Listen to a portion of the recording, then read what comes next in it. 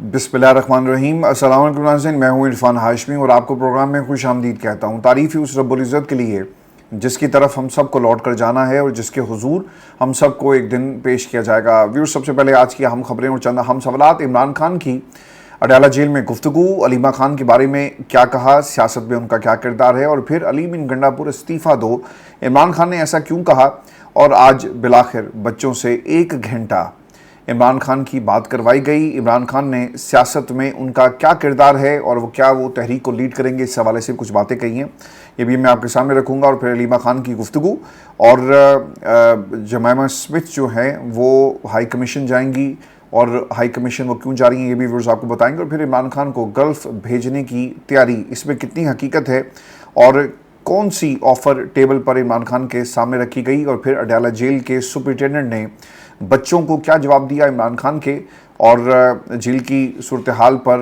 Adiala jail का superintendent क्यों बोल रहा है, ये भी आपको बताएंगे। और फिर चीफ जस्टिस से मुलाकात है जी, खैबर पख्तूनख्वा की एक इंतहाई अहम शख्सियत की, और इस मुलाकात के अंदर क्या हुआ, और फिर ख्वाजा साद रफ़ी के ऊपर दबाव डाला जा रहा है, और फिर एक हेलीकॉप्टर ये पाकिस्तान आर्मी के हवाले किया गया, और इससे पाकिस्तान को कितना फ़ायदा पहुंचेगा। लेकिन जो सबसे अहम खबर है वो है इमरान खान की मुलाकात। आपने पिछले कुछ महीनों से इस मुलाकात को वैसे होने नहीं दिया गया जैसे इमरान खान से मुलाकातें होनी चाहिए, और ये उनका इस्तेहकाक है, और रियासत इस इस्तेहकाक को हमेशा निगेट करती रही। तो शकाना 2 केस की समाअत के दौरान जो बातें खान साहब ने की, एक तो मैं आपको बता दूं कि समाअत 6 अगस्त तक मुलतवी कर दी गई है। खान साहब ने जी 3 चीज़ें बड़ी इंपॉर्टेंट कही हैं। एक तो इमरान खान ने ये खुद बताया कि उनकी बेटों से टेलीफोन पर बात आखिरकार करवा दी गई, और ये गैर मामूली नौयत की गुफ्तगू थी, यानी 1 घंटा वक्त जो है वो दिया गया इमरान खान को बच्चों से बात करवाने के लिए, और इमरान खान ने बच्चों से बात की। सियासत में पाकिस्तान वो आएंगे नहीं आएंगे, लीड करेंगे या नहीं करेंगे, इन तमाम चीज़ों का उन्होंने हवाला दिया।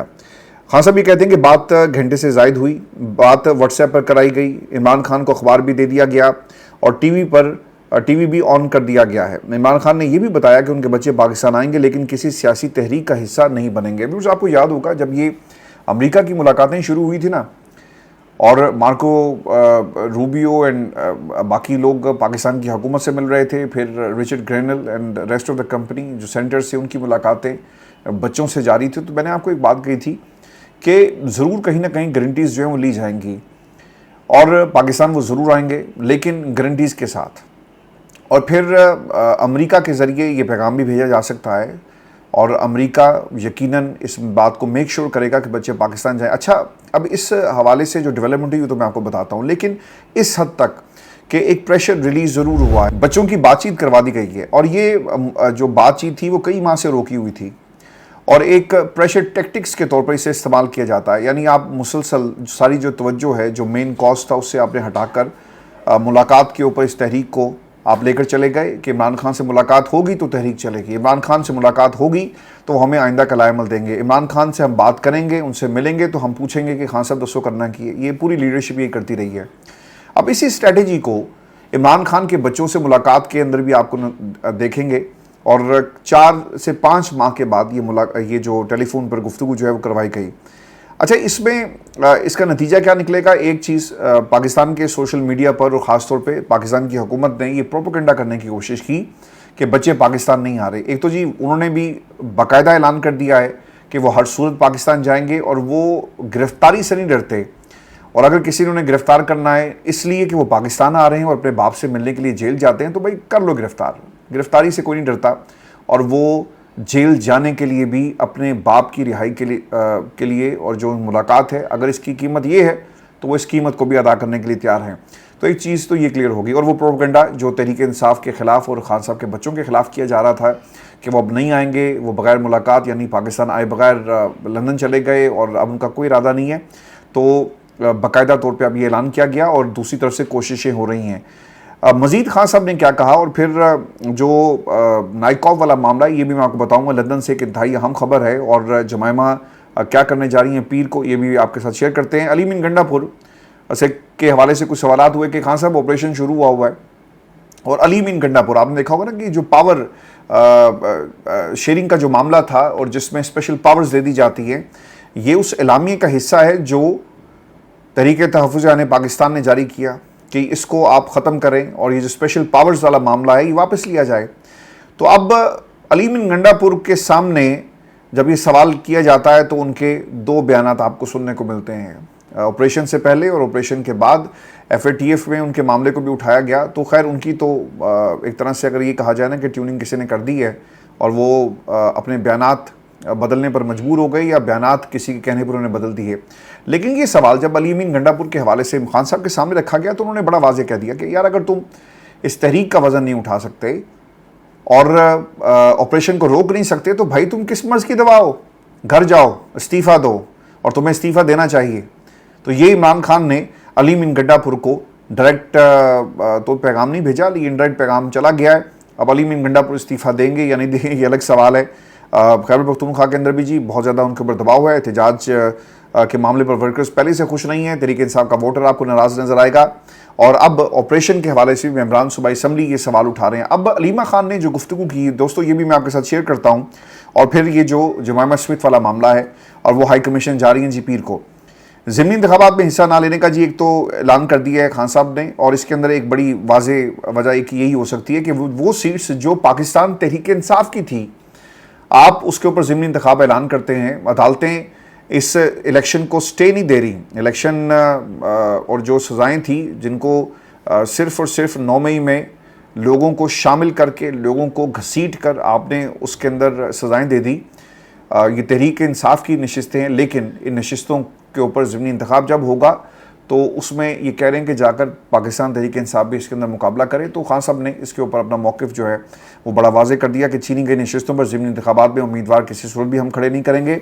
इमरान खान ने अलीम बिन गंडापुर को कहा कि बाजोड़ में ऑपरेशन किसी सूरत नहीं होना चाहिए, फ़ौज और आवाम को आमने सामने नहीं खड़ा करना चाहिए, इससे फ़ौज का इदारा तबाह होगा, मसाइल का हल बातचीत के ज़रिए निकालें।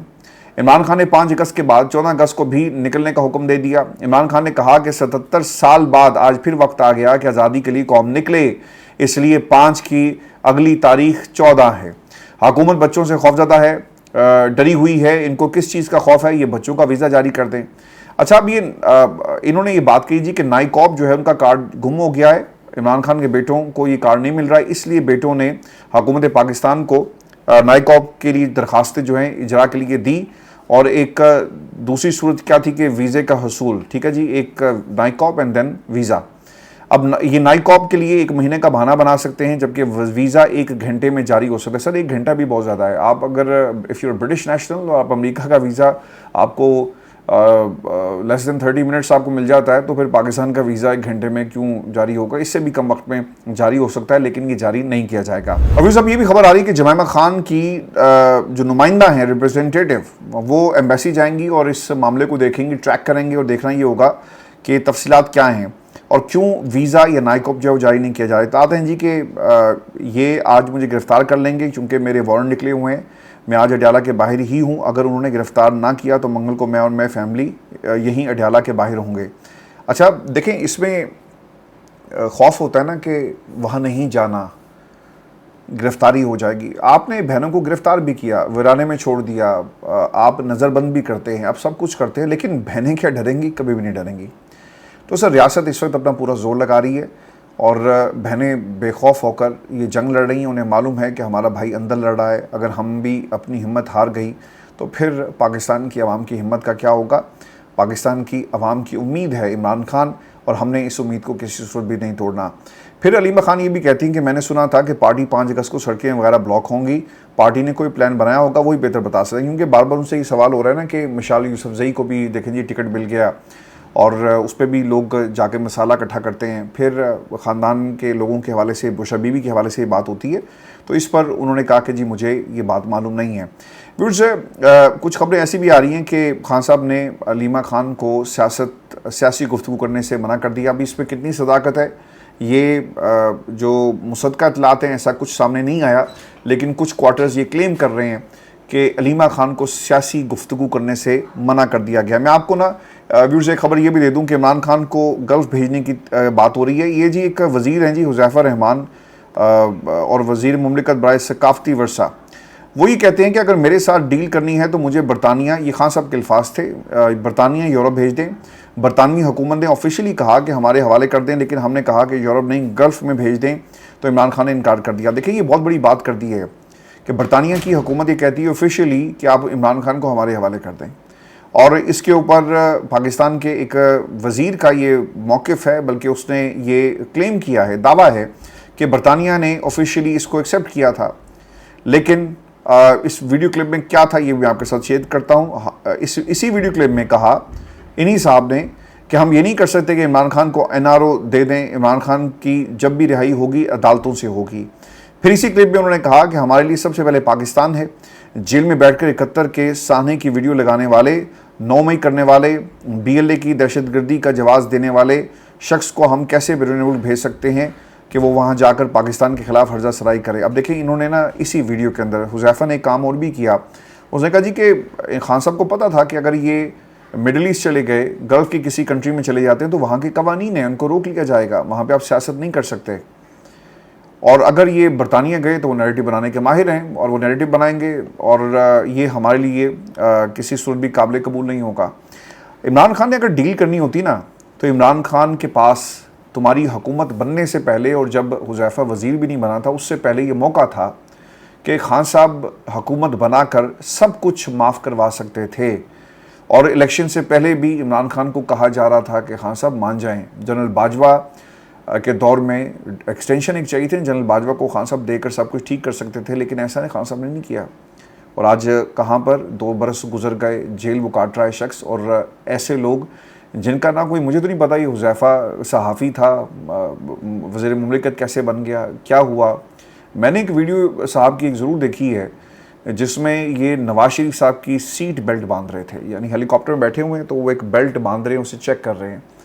तो मुझे तो हुज़ैफ़ा यही काम करते हुए नजर आए। दोस्तों ये बहुत ही ना तकलीफ़ दे विजुअल्स हैं और ये क्लेम्स हैं जो इमरान खान से मंसूब करके कुछ लोग जो हैं वो पाकिस्तान के मीडिया पर बैठ कर बात करते हैं।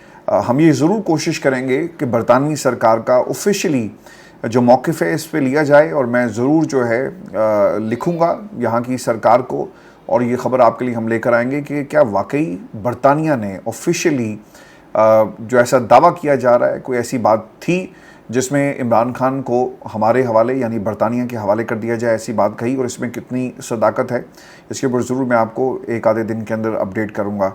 फिर सुप्रिटेंडेंट अडालत जेल का बयान जी आ गया, चूँकि बेटों ने कहा कि जेल में क्या हो रहा है, 10 कैदी जहाँ भाग हुए, हेपेटाइटिस और जिस किस्म के हालात हैं। और जो जेल सुप्रिटेंडेंट है जी अब्दुल गफूर अंजुम, जिसकी खान साहब ने तस्वीरें और ऑब्वियसली तहरीक इंसाफ के प्लेटफॉर्म से ये ट्वीट भी हुए कि वो शख्स है जो इमरान खान के ऊपर जुल्म कर रहा है, और इमरान खान कभी भी इसे माफ़ नहीं करेंगे। अब इसने इस रद्द-ए-अमल दिया, वो कहता है जी कि ना तो यहाँ पर लोग हेपेटाइटिस से मरे, इनका रेगुलर चेकअप होता है, BC HIV सब हमने टेस्ट करवाए हैं, और अगर कोई वायरल बीमारी में मुब्तला होता है तो उसको अलग थलग कर दिया जाता है।